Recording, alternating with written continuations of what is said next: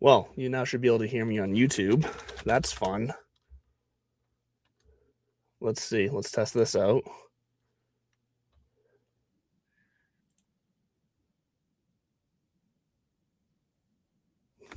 YouTube is working now. Geez, I'm gonna have to go back now and and re-talk about everything I said. So audio heard it on you know what? I'll put something out after as far for YouTube for the YouTube crowd about the show announcement, the major announcement going forward. And other than that, you just if you're watching on YouTube, I apologize for the technical difficulties there with the audio, that mishap, but really what you just missed was given the current score update for the TGL match going on right now. Jupiter versus New York. New York now hammered again and got another declining hammer from Jupiter Link. So New York's now up 5-3 heading into the head-to-heads. So that's good for New York. But let's just pick up where we left off because why not? So once again, sorry, YouTube. Jump in the comments, though, if you have any questions of what you missed. I'll be happy to refill you in. Brooks Koepka, though, we started talking about it last week with Bud.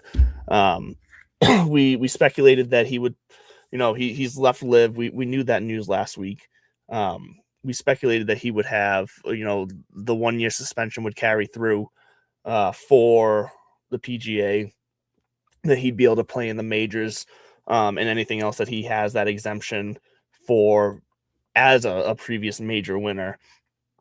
And we got some, well, at least what I thought was surprising news because I wasn't expecting the PGA to go in this direction, but I think it's telling for a lot of reasons. But let's start with just the kind of the meat and potatoes, the guts of the conditions that Brooks is now going to actually be coming back as soon as the end of the month. He'll be playing at the Waste Management in February. He's going to be playing at Farmers Insurance at the end of the month. So Brooks is going to be back. He's going to be able to play in his exempt majors as well. It seems like he's not going to be allowed to play in signature events, I don't believe. But other than that, he's going to be able to play most of anything else if he's got an exemption or if he chooses to. It seems to be that's going to be the way. But let me pull up the exact stipulations the PGA put in place. Now, I will say, as I pull this up, the PGA put a February 2nd deadline on players to kind of make this decision to return this year with these set stipulations that I'm about to read off to you. So they've created a window of time that if you want to jump ship from LIV, you can. I believe this announcement coming with Brooks was kind of a stoking of the smoke signal, if you want to say, towards the other players that they really want back from LIV. Your John Rahm, your Bryson DeChambeau, Cam Smith.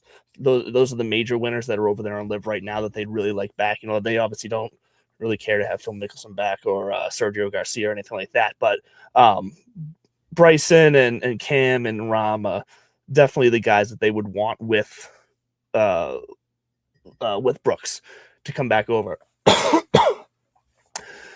So I think the announcement of the Brooks news, as quickly as it was definitely part to allow Brooks to start playing as early as he could, but also a little signal like, hey guys, we're opening this window. It's not going to be open forever. It's going to close in a few weeks. Now's your chance. Now, we did hear from all three of those players I just mentioned earlier today. Bryson stated he's under contract with LIV until the end of 2026. He intends to stay with LIV. He's not going anywhere. It wouldn't shock me if that changed come the end of 2026. But we'll see. He might be one of those where I could see him wanting to have to just go all in with LIV and wanting to kind of have it almost like an ownership stake and be part of the decision making of the future of LIV, because they are changing the landscape. As we said last week, they're going to be switching to 72 holes, and they just finished this this entry tournament or promotion tournament, whatever you want to call it, this past weekend, where it was basically a qualifying tournament where the top few players got to qualify to be in LIV for this season. So the biggest name in that they qualified was Anthony Kim. He's getting a second chance at LIV after being relegated out. So he'll be back after having, for him, a fairly impressive weekend back on the golf course. So that's hopeful. Maybe we'll see some more Anthony Kim. We'll keep an eye on him. But back to the matter at hand here. The big guns, the major winners over at Live, they have this pathway now. The PGA wanted to make it clear that they can take this pathway, but they have very specific stipulations that they have to follow. And I get why the PGA did this, because with the way they've structured the PGA since the creation of Live, at the request of the players, giving them creating a program where they have equity, shared equity amongst the players. Like you can't just leave, get your bag of money, talk shit about the PGA, and then come back, jump right back in and have this equity stake in the PGA. I get them wanting to protect that. I get there being a penalty. It all makes sense. So, so we will, let's get into what, so basically the players who are eligible for these stipulated,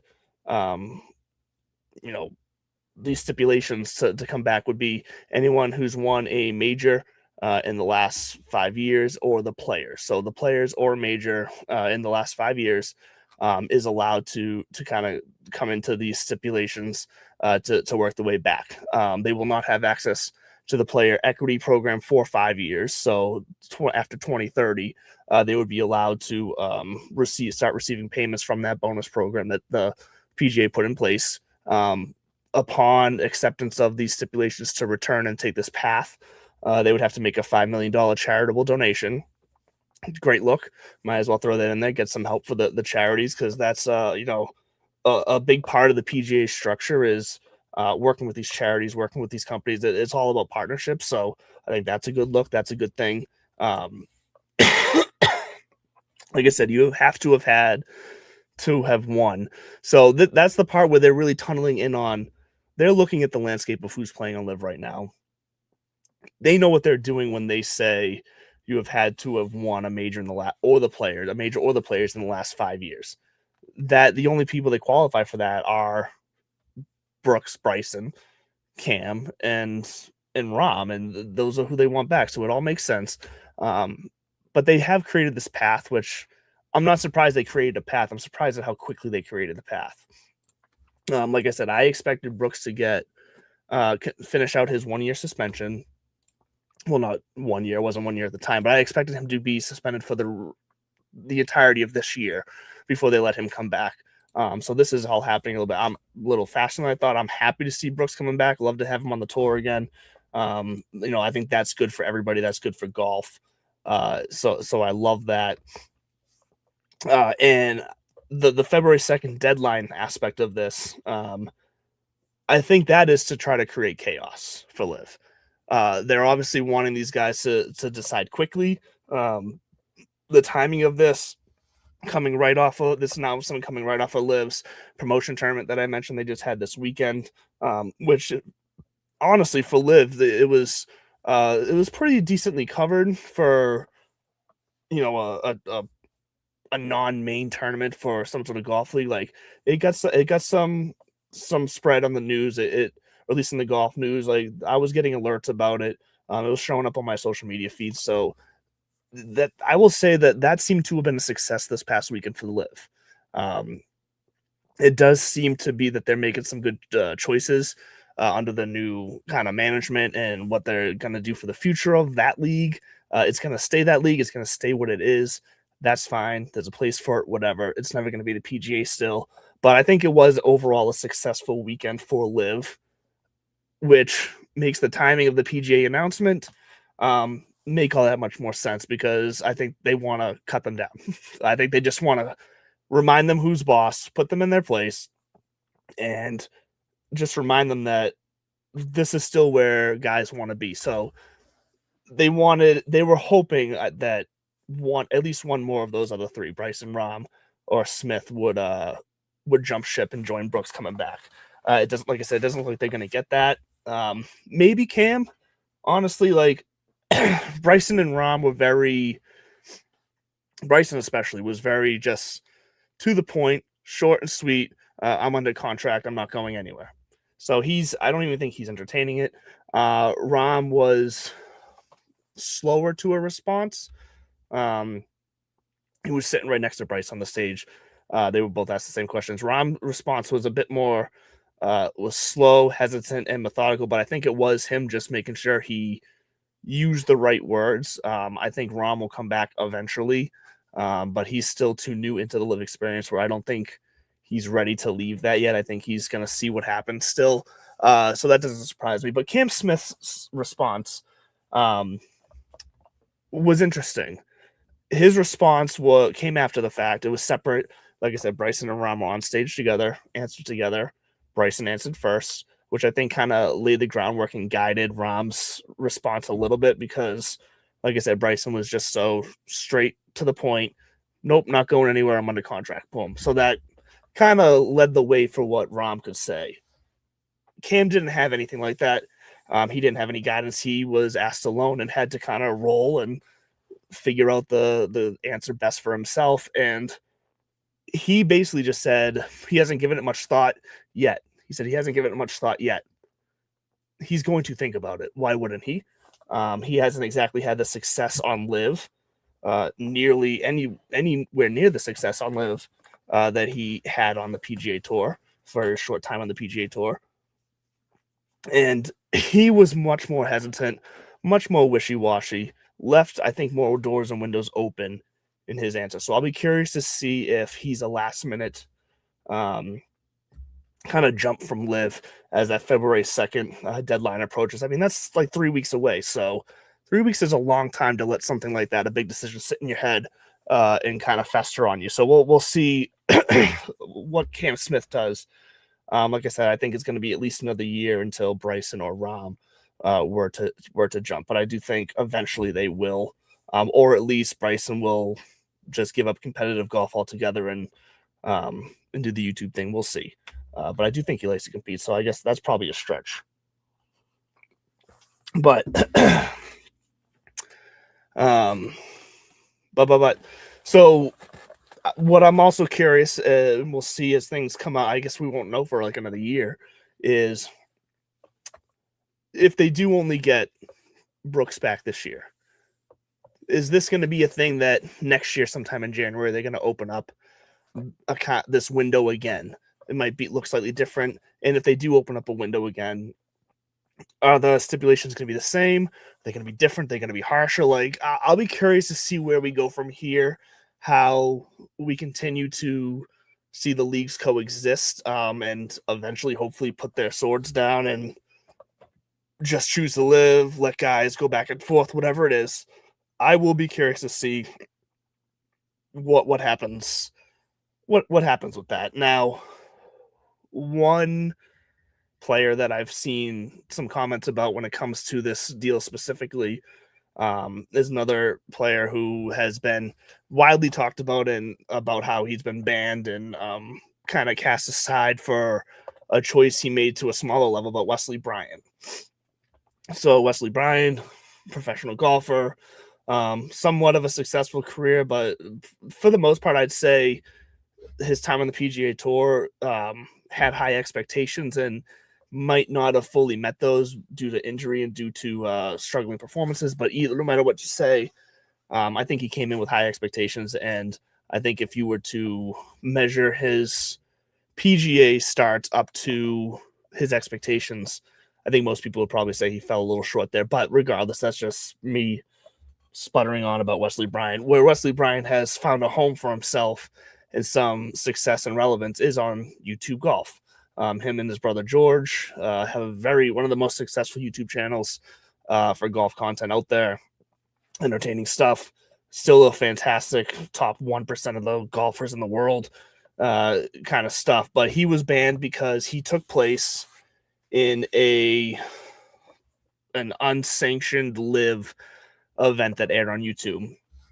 Now, the phrasing I want to clarify here is that when people have been comparing, Brooks being able to return after taking the money and going to live, and now he's being able to return, but Wesley Bryan is still banned and the way they're saying is Wesley Bryan is still banned for doing a live YouTube video.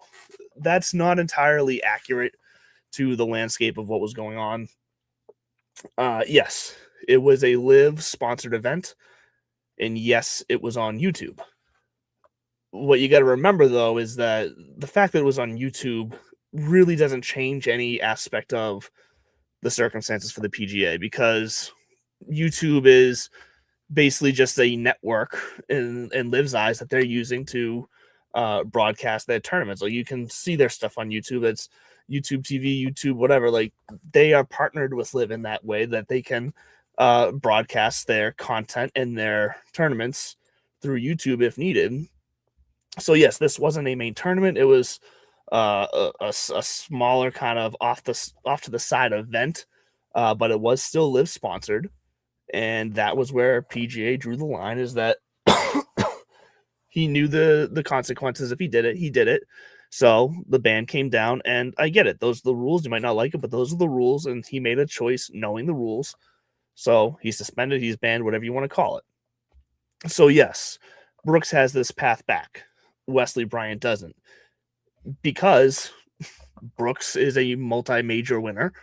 Brooks is a guy that is a player that, even though he's not on YouTube like, Wesley or like Bryson or whatever, like his name recognition is still much more sellable and marketable. That the PGA wants him back in tournaments. He's going to make sponsors happy that he's there. He's going to bring people out in the crowds that he's in the tournament again. So that's something that is useful to the PGA. Having Brooks there is useful. Having Wesley Bryant there isn't going to move the needle. So they're not going to go out of their way to create special exemptions and stipulations for Wesley to come back just because, he did his on YouTube instead of taking them. But, that doesn't matter. Like, they don't need him. So they 100% don't think when they did these stipulations and created this plan, they never once thought about Wesley Bryant or including a way for him to come back, because they don't care. They don't need him. It's a hard truth. And I'm not trying to talk shit on Wesley Bryant. I think Wesley Bryant is an amazing golfer, a great content provider as far as YouTube golf. I think he's personally, him and George and the rest of YouTube golf community pushes the game of golf forward more than Live Golf, but that's always been my stance. I've never been a Live Golf fan. But regardless, Wesley's going to be fine. He's going to do his thing. I do think at some point he will be back on the PGA Tour, or at least have the opportunity to work his way back to the PGA Tour. I don't think that story is necessarily done, is over for him. We're in this moment where I think we're almost out of the tension between the two leagues.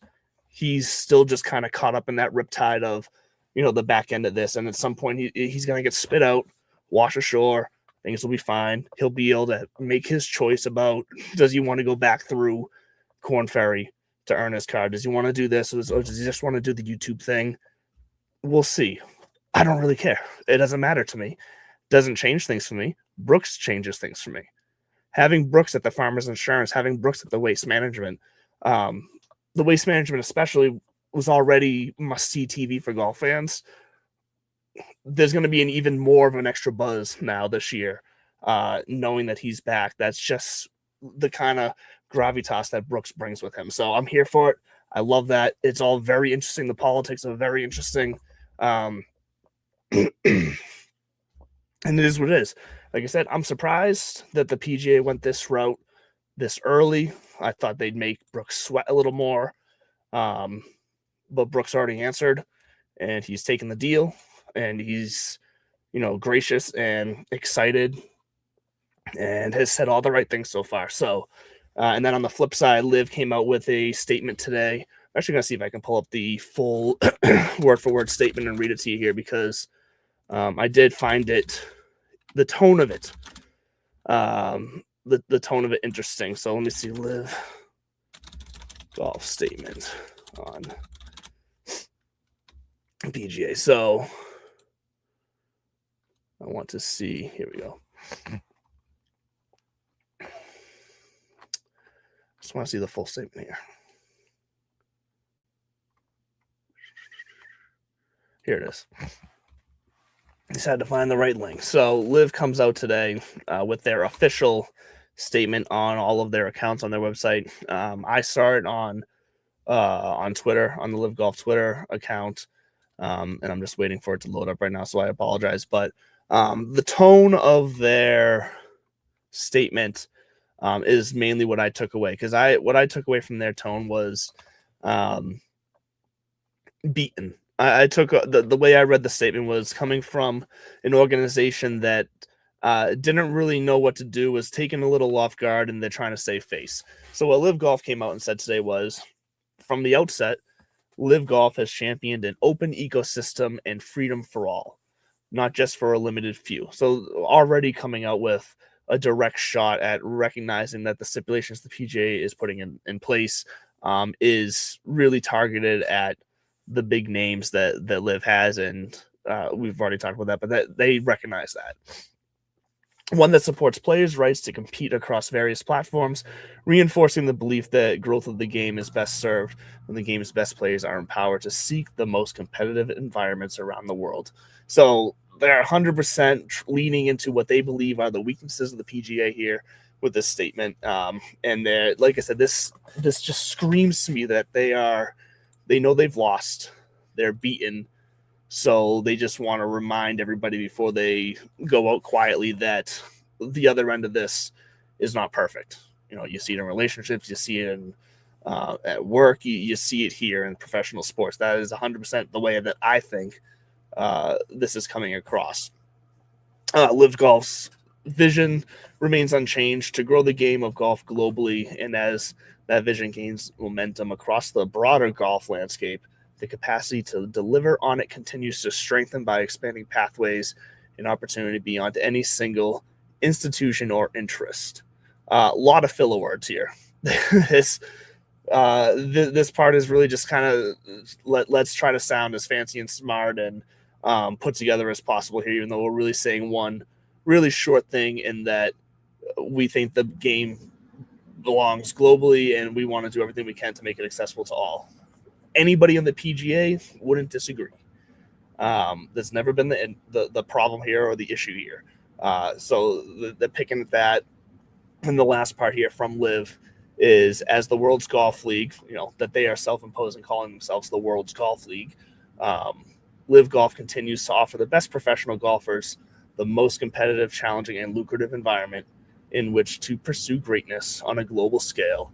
Long live golf. So, look, they had to put something out. I get it. One of their biggest names,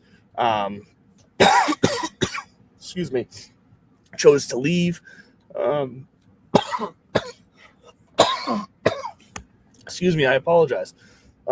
Chose to leave and is going to kind of leave a hole in their lineup now.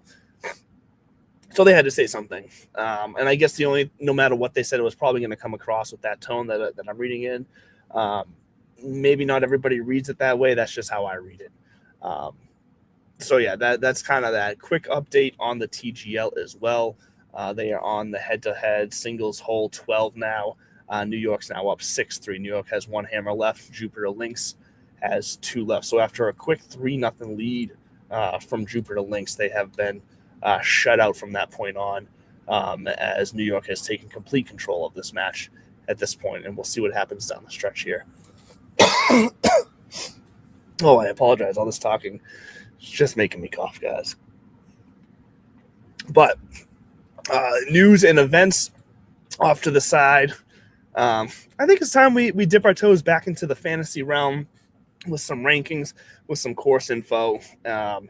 Let's see if we can all win some money together.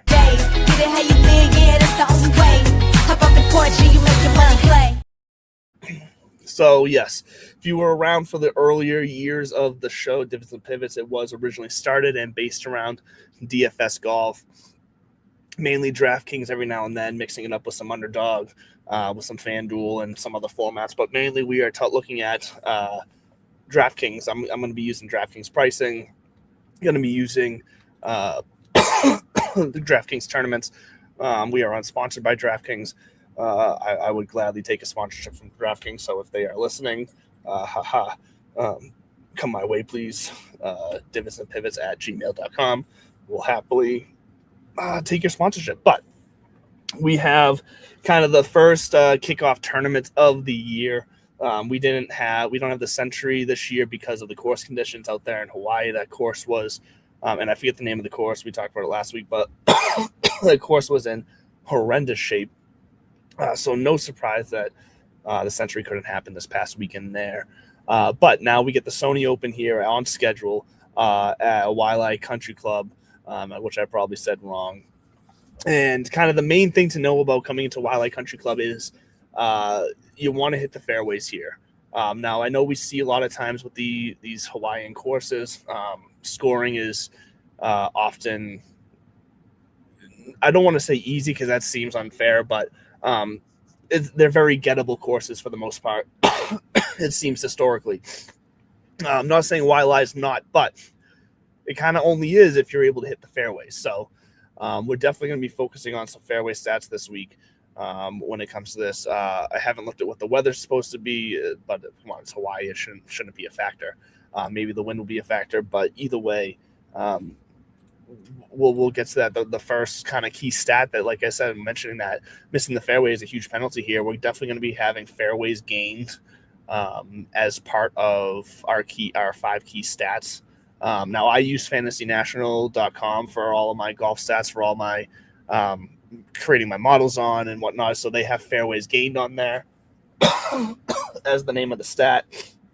Other sites might use good drives or fairways hit in regulation, or like that. There's probably a couple different ways that it's named.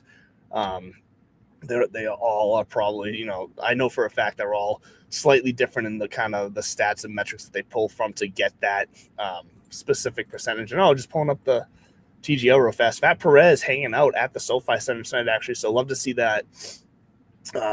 If you watched the show before, I'm a big Bob Does Sports fan. So seeing Fat Perez out there, which, by the way, I'm not sure if it's still going to make sense to call him Fat Perez. Fat Perez lost a lot of weight. He's continuing to lose a lot of weight. So might be the dawn of Skinny Perez. We'll see. But check out Bob Does Sports. Always good stuff. But so once again, fairways gain going to be the first stat we're kicking off with. You got to hit these fairways. If you hit these fairways, that is when this course is going to be gettable for you. It's when you're going to be able to get around and score some points. With that said, par fives are gettable here. They are some of the easier holes on the course. So you get home in 2, scoring should be possible. So birdies are better is something that we're going to want, because I think there is going to be enough scores here, low scores here, that you gotta have to keep up. This isn't the type where you can get home with par and expect to be in the mix. So you're going to need to get birdies or better out there. So I like that stat as well. Excuse me. And like I said, whether you're in the fairway or not, because of that balance and that penalty, greens and regulation is going to be another big stat. You're going to need to hit these greens, especially like I said, if you can get home in 2 on these par fives, that's going to be fantastic. You're going to be ahead of the game. So fairways, greens and regulation gained is going to be stat number 3. And then the thing to know about these greens as well, big greens. These are very big greens. So hitting the green might not necessarily be a problem technically for the stats, standpoint. It might not be a problem for a lot of these guys, but you will be left with a lot of longer putts. So I don't usually get specific in my putting distance when I include putting stats in my model. But this week I did go putting 10 to 15 feet out, because even if you're not going to hit those putts, I want you to be able to put it close where you can get home and at least save par. Or if you're 10, 15 out on a par 5, you can still birdie.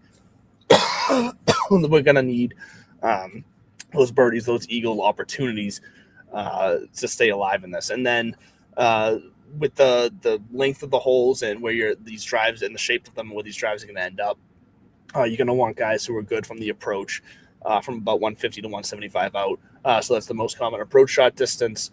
So that will be the 5th stat, key stat that we'll be going with. So once again, that's going to be fairways gained. That's going to be birdies are better gained, greens and regulation gained, putting from 10 to 15 feet, and then proximity on approaches 150 to 175. Now, what does all that mean? Really all depends on how we or you all look at all those stats. You can click on all those stats in any site and put them together and see what it kicks out. I guess you still got to kind of have your own method of how you look at it, how you read it, what you still weigh out as being more important. So I don't just take these 5 stats and blindly put them into a model and pick who it spits out. I then pair that with recent results. I pair that with course history. I pair that with, as Bud would always say, strokes gained, home life, injuries, things like that. You got to look past the numbers. You got to use the eye test, the sniff test. You got to use it all. So between the key stats, between the recent results, course history, everything that encompasses what these guys are going to need week in and week out. I've compiled my list of 10 guys, my 10 core guys, and I'll list them in order, and then one honorable mention. Excuse me, which I'm not going to do every week. I'm not always going to have an honorable mention, but this week, first weekend, I thought maybe we'd include a little bonus guy, partly because one of the guys that was originally in my top 10, at least from the number standpoint, Kevin Yu, he did pull out, so Kevin Yu was not in this tournament anymore, so I filled his spot, and then because there was some guys kind of in that 11, 12, 13 range that were pretty close, I decided to include one honorable mention for you guys. So we'll start there. My honorable mention pick for the Sony Open this week is going to be Daniel Berger. I'm going to have to put a cough drop in. I apologize, guys. But Daniel Berger, in the last 24 rounds, he is 14th in greens and regulation in the field. And once again, these rankings that I list are in reference to the other players in this field. It's not, 14th on the PGA Tour this season. It's all ranked out for who's in the field. So he's 14th in the field in greens and regulation gained. He's also 10th in the field in fairways gained.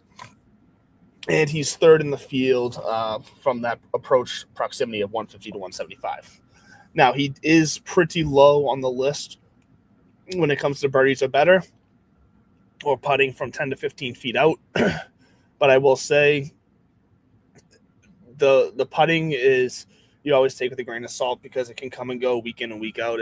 That's something that is always fluctuating. So he could be hot, and all of a sudden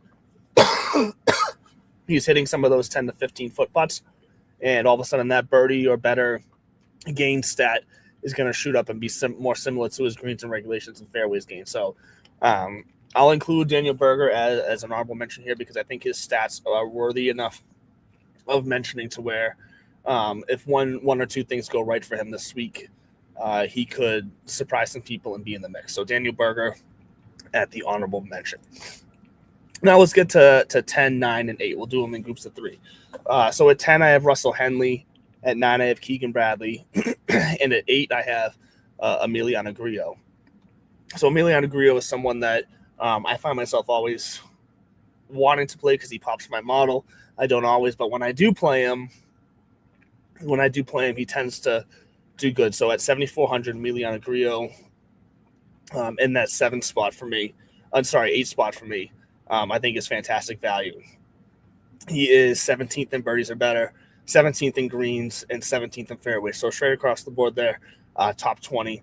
He's top 50 in the putting and top 50 as well at number 42 in that approach distance as well. So the approach one I wish was better, but obviously something has got to give there because he's hitting greens in regulation. So something's going to balance out there. So I like taking a chance on him at his price. Now Russell Henley coming in down at number 10. He is, and part of the reason why I'm ranking him at 10 is because of his price. 10,300 on DraftKings. He is quite expensive. Excuse me. So he's definitely going to be one of the more popular plays this week. He's one of the bigger names in this field this week, which I will say for the Sony Open for an early year tournament like this, the field is actually quite good. Russell Henley, part of that Ryder Cup team for the Team USA this past fall. He looked pretty good at the Ryder Cup. He had a pretty good season overall this last year. Somewhat quiet compared to others, but he was still there in the mix. He's top 10 in greens, top 10 in fairways. top 40 in the approach distance. And then once again, his birdies are better and his putting is kind of towards the bottom, similar to Daniel Berger, a little bit better than Daniel Berger, but in that same range. So for that reason, I'm bumping him kind of down to 10th there. And then Keegan Bradley coming in at 9,300.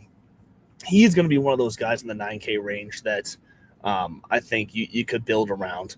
I think there's a lot of value in the 9K range here, and Keegan Bradley coming in at 12th, birdies 16th in that putting stroke. He was putting fantastic last year. He looked great. Now I know this is take this with a grain of salt, but he was putting great last week at the TGL. I know I don't want to start using the TGL as a predictor for the actual tournament, but his stroke looked smooth. So I expect putting to continue to be good.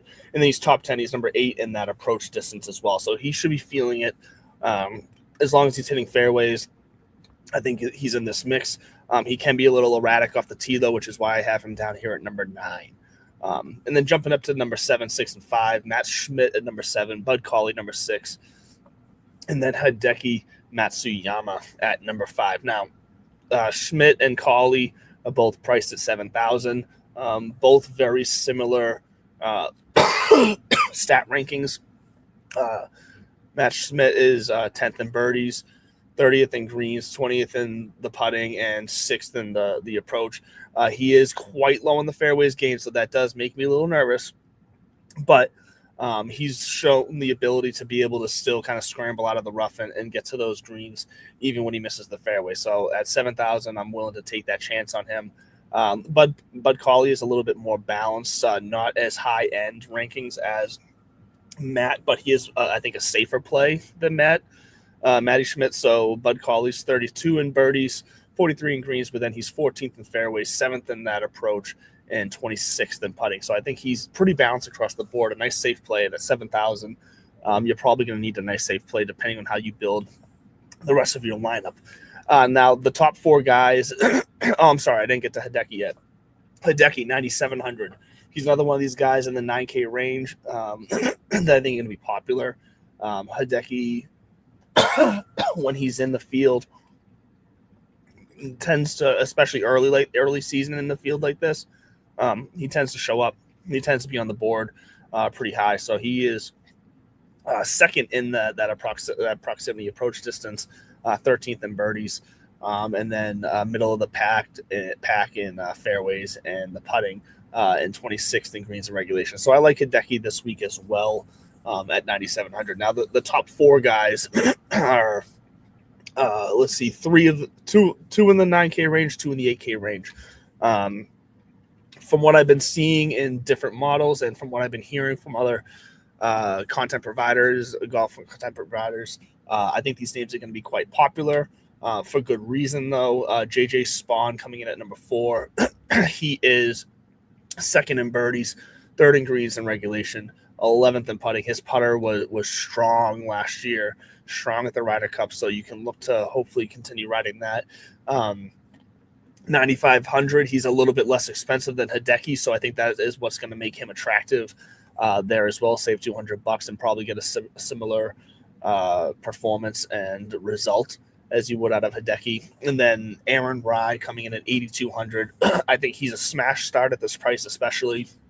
Now, he's not going to set the world on fire with birdies. That's the unfortunate part here, that he could fall flat as far. Like, I don't think he's going to win, but I think he's going to be able to keep up. He's going to do enough to keep up. He's 2nd in greens and regulation. He's 1st in fairway, so he's just accurate. He's going to hit the fairway just about every time, and he's going to be in position to score.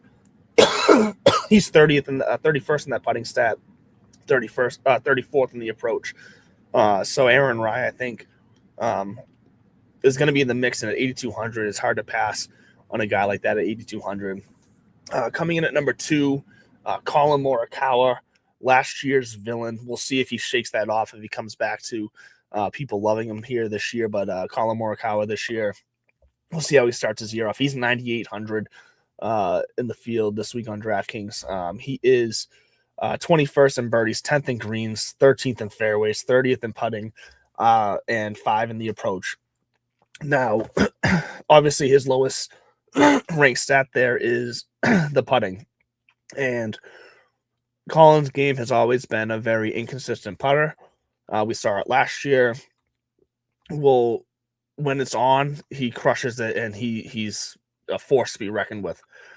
He was a bit more consistent towards the end of last year and in the fall so far this year. So I like him to kind of continue on the upslope right now. We'll see as weeks go on if we start to recognize some patterns of him kind of going back down. But for now, I think we're safe to play Colin Morikawa in at 9,800, right at the same price as Hideki.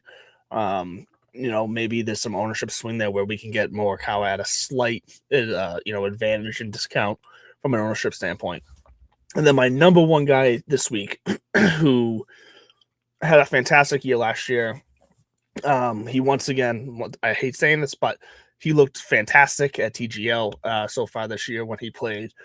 Corey Connors at 8,600 on DraftKings, 19th in birdies. Birdies about a 6th in greens, 22nd in fairways, first in the approach stat. So his putting is towards the back of the field, unfortunately. But once again, when that's the only stat that sticks out as being a problem, I take it with a grain of salt because it can be so up and down, tournament to tournament, so inconsistent. So if he's just putting himself in those positions to score with that top 10 greens in regulation, with that top 25 in fairways, and with the number one approach, I think he'll ultimately be able to put it together. And 8,600 is a damn good price for a Corey Connors, who is just playing good golf right now. He was playing good golf last year, so I expect that to continue. So quickly, let's run through the names one last time for you here. At honorable mention, we had Daniel Berger. At 10th, we had Russell Henley. 9th, Keegan Bradley. 8th, Emiliano Grillo. 7, Matty Schmidt. 6, Bud Cauley. 5th, Hideki Matsuyama. 4th, JJ Spawn. 3rd, Aaron Rai. 2nd, Colin Morikawa. And our number one ranked guy for the Sony Open this week is Corey Connors. So build your lineups accordingly. If you want to shoot in the comments or an email or on Twitter at Divots and Pivots, let me know what your core guys are, why they are. Would definitely enjoy a conversation with some of you guys out there about your process and just kind of see what people do differently. That's fun for me. The conversations are fun for me. The processes are fun for me. So I apologize again about the coughing. So jump in the comments, jump in the email, jump on Twitter, get the conversation started. Let's see how you guys do, and good luck to everybody jumping back into DFS. Now, before we end the show, wanted to kind of start, actually, before we get to the end here, oh, yikes. So this match is now, the TGL match, getting back to that, this match is now mathematically over. So Jupiter has used all of their hammers. New York has one hammer left. They're on hole 14, so they only got 2 holes left, and New York is up 8-3. So this hole is over.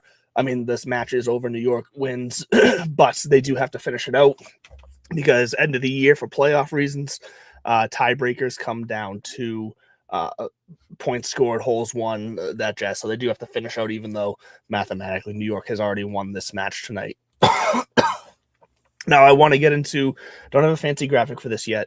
Still trying to figure out what I want it to look like, but I want to end every show with a new segment called the handshake. You know, when you come off the golf course, you take the hat off, you shake the people you played with hands, and you just kind of, you end the experience you just had on a good note, a respectful note, and on a lighter note, I guess. So I want to end every show with the handshake and just kind of talk about something non-golf related. It can be whatever, but this week it is still going to be sports related because if you don't know already, I'm up here in New England, Southern New Hampshire, and the Patriots got a big wild card win this past Sunday night against the Chargers. Big win, big ugly though. Ugly win. If not Drake May's worst game of the year, definitely top 3. I know he pulled it together in the second half. Second half, he looked a lot better. I think he was 11 of 14, so that completion percentage was definitely a lot more what we're used to out of Drake May so far this season. So they put it together. They did enough. They turned the ball over a ton, but the defense stepped up when needed, and Justin Herbert just continues to be a disappointment in the NFL playoffs. So Patriots win big, well, not big, but they win. And they move on at 3 o'clock this coming Sunday against the Texans at Foxborough. So I think that's going to be a tough game. Be looking forward to it. But a playoff run feels nice here in New England again. Makes me happy, especially coupling that with the golf season starting. Good place to be right now. So I'm looking forward to the golf season once again. Stick around, stick with us, or stick with me. I'm going to be bringing on some guests in the coming weeks, so you don't just have to sit here and listen to me ramble alone. It's definitely more fun when I have someone to talk to. If you're interested in being a guest, if you're interested in talking more, seeing if you're a right fit for joining the show, email me at divotsandpivots@gmail. Jump on Twitter, message the show there, or jump in the comments. Either way, one way or another, I'll see it. We'll get to talking. But for now, that's going to do it for episode 2. Thanks for joining us. Thanks on TikTok as well. I know I didn't look over here as much as I should have, but I appreciate you guys all. And that's going to do it. We'll see you next week here on Divots and Pivots. Same time, same place, 8 o'clock on that Sports Podcast Network. Love you guys and stay classy.